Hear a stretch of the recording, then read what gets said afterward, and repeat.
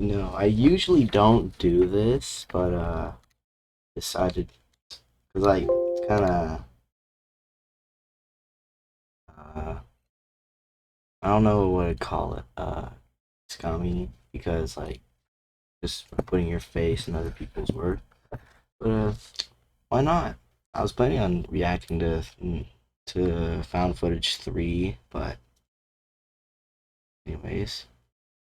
So this is Backrooms lighting and tile survey by Kane Pixels, just a little YouTuber you might have heard of this name. All right. Hey. Alright.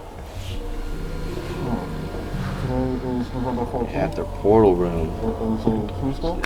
Tuesday. Yeah. It is incredibly cold. Hopefully by the time you're watching this, Okay. actually have a decent heating system down here. Oh, That'd be that's nice. nice. Oh, I thought you Guys, said good to yeah. farm you.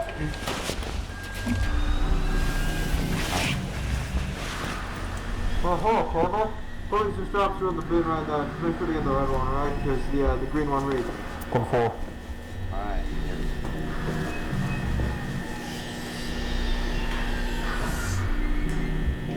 Alright. Backrooms.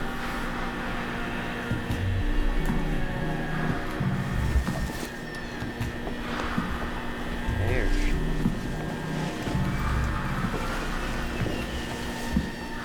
Seven. Seven.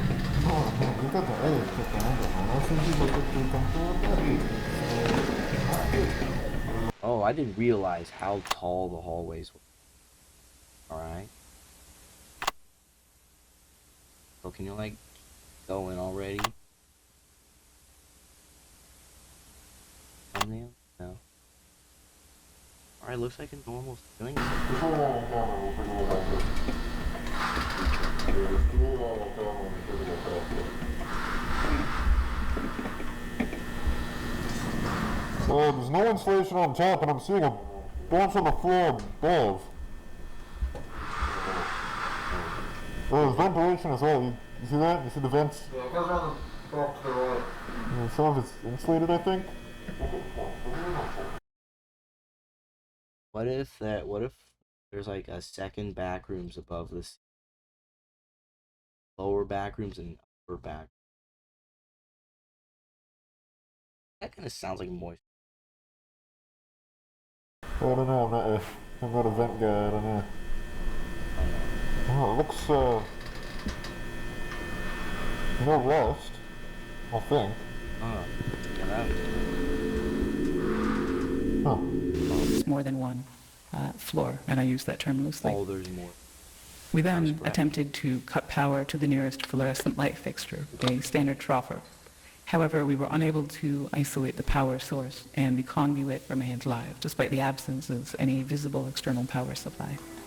The source of electrical current remains unknown at this time. Using an insulated toolkit, we carefully isolated the light fixture from its electrical conduit, extracted the troffer from the ceiling, and transported it back inside, back to standard for analysis. Literally just And a 0.5 meter sample of conduit was also taken, with all exposed wiring safely secured afterwards in the ceiling. So the ceiling tile extracted measures 1.27 meters by 1.14 meters, which is certainly not standard, but it's composed Meters primarily actually of pretty big. mineral fiber. It seems normal in composition, has a fissured texture with mild tegular edges. Yeah.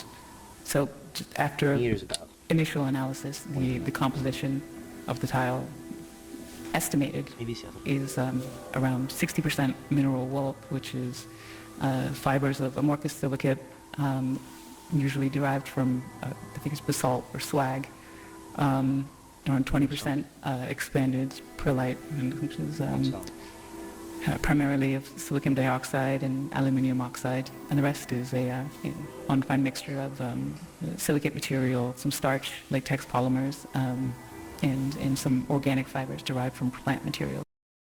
Most of the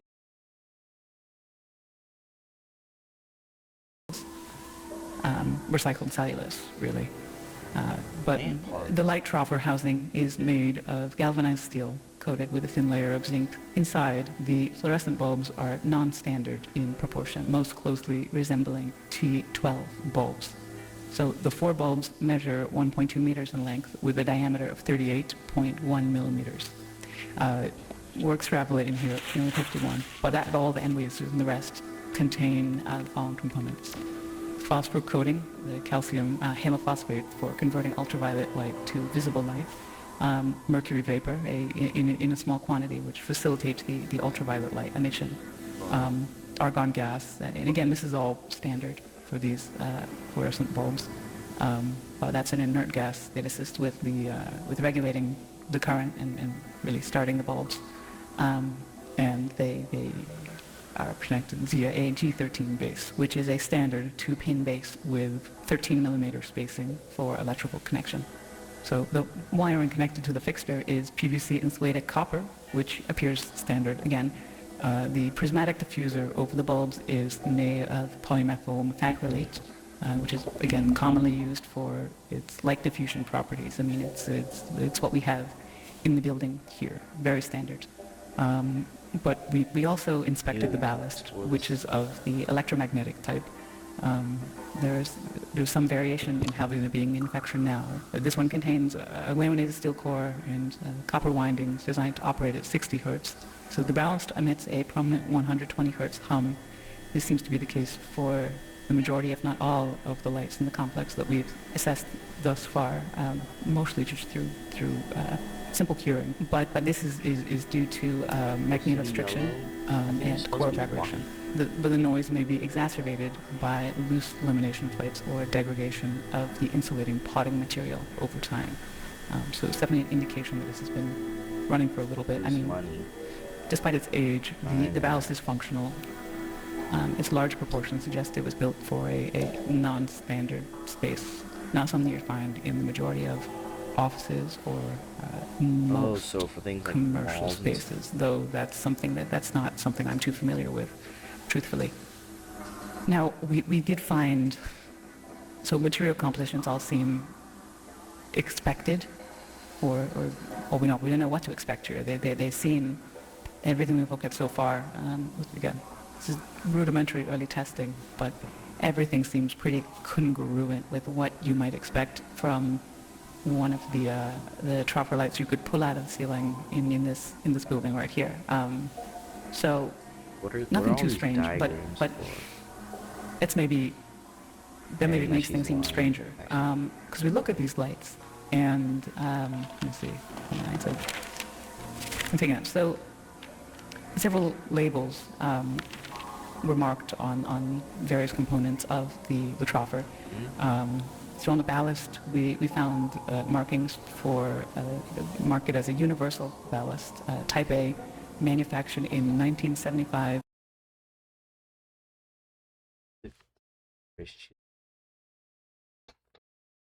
An F or an E? Meg would make no sense because it's. No, I think the Meg has been.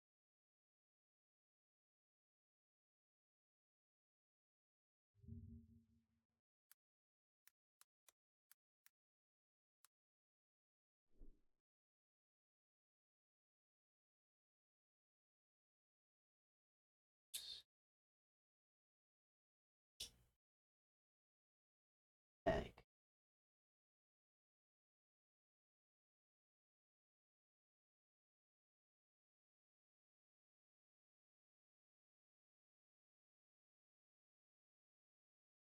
Oh, okay. So, not be Meg because 12. Actually, quite young compared to the other. Early 19. The loss made. With serial number A75234X. The troffer itself is stamped 3X432, and that was manufactured in 1973 in Reading, Pennsylvania, and it is UL listed. And the bulbs original were manufactured by Sylvania in the marked F40SW, that's soft white, with no visible date information. It's left blank, but it is noted as made in the USA. So, I mean, though outdated in design, the fixture appears fully functional. The stable operation of all light fixtures in the subdivision points to a continuous, potentially autonomous power source, which still remains unidentified. Going back up to 100. We're doing what we can. The materials used are durable with minimal visible wear, suggesting they were built for long-term, possibly indefinite use. So this concludes the initial findings. Further investigation is necessary to determine the source of power sustainance. Right. Another video. Bye.